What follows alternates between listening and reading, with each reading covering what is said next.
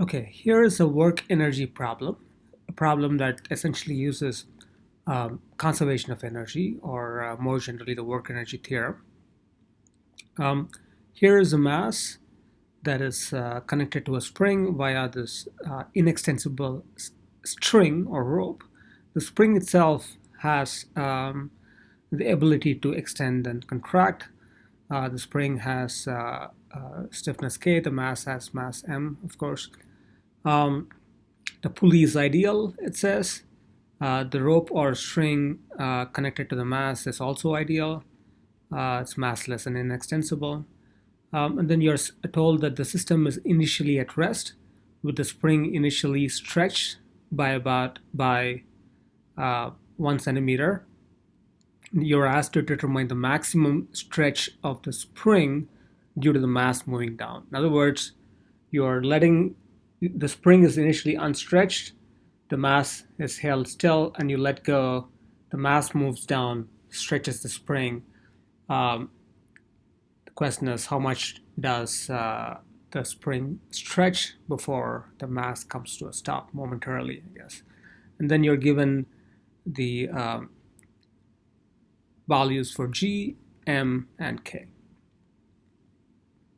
So the solution involves using conservation of energy, which is essentially Ke initial plus Pe initial equals Ke final plus Pe final, or equivalently delta Ke plus delta Pe equals 0, or which is the same as saying K final minus K initial plus P final minus P initial equals 0.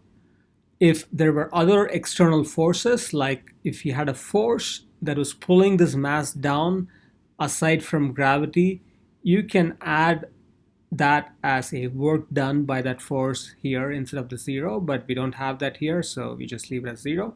Okay, so we just need to plug in quantities for Ke, Pe initial and final. You're told that the system is initially at rest, so kinetic energy initial is 0 because things start at rest.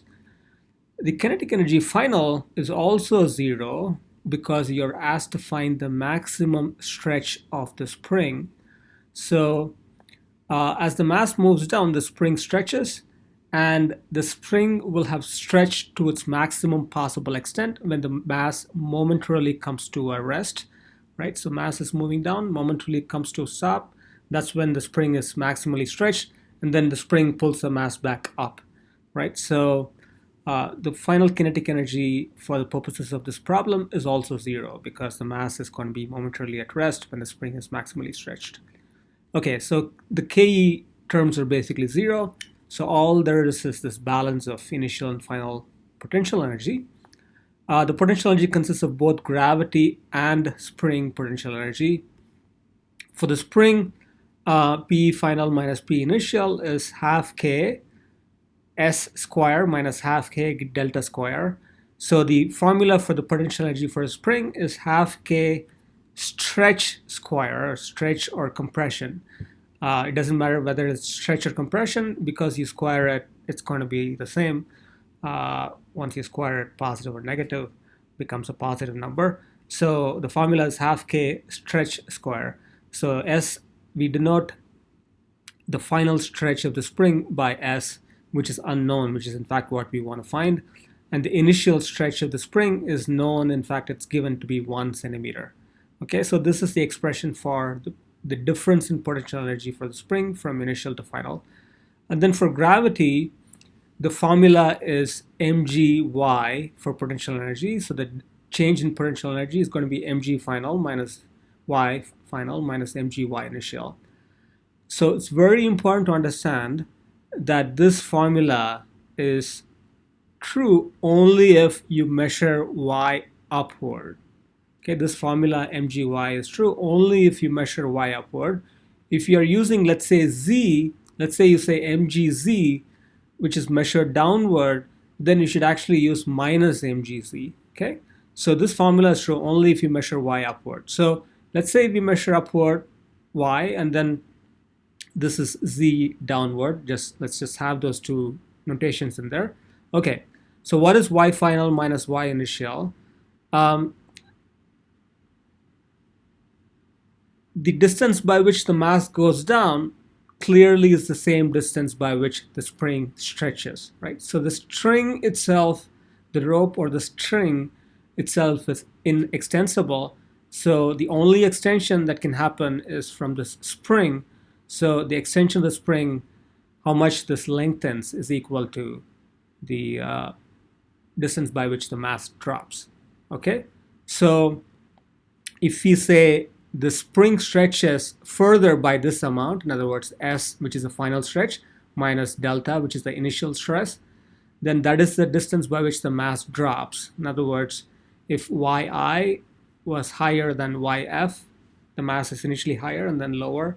The distance, initial minus final, that's the distance by which the mass drops, is S minus delta. Okay, so we can plug this in here to get the expression for potential energy. So potential energy final minus potential energy initial for gravity is mg times yf minus yi, which is minus of S minus delta times mg. Okay, so now we have everything. We can plug things into these conservation of energy equations. We plug this expression in, we plug this expression in, which is basically this expression. And then we also plug in the fact that the kinetic energies are zero. We put them all together, Ke minus Ke, P minus P for spring, P minus P for gravity, equate everything. We get this equation. The only unknown in this equation is S, the final stretch of the spring.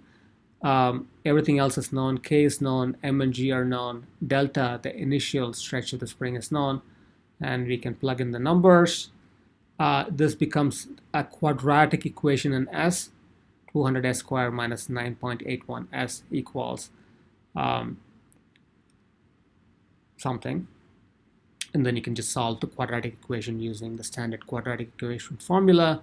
And you get two solutions, one of which is in fact the initial stretch, and the other one is going to be the final stretch or the maximum stretch of the spring, which of course is higher than the initial stretch.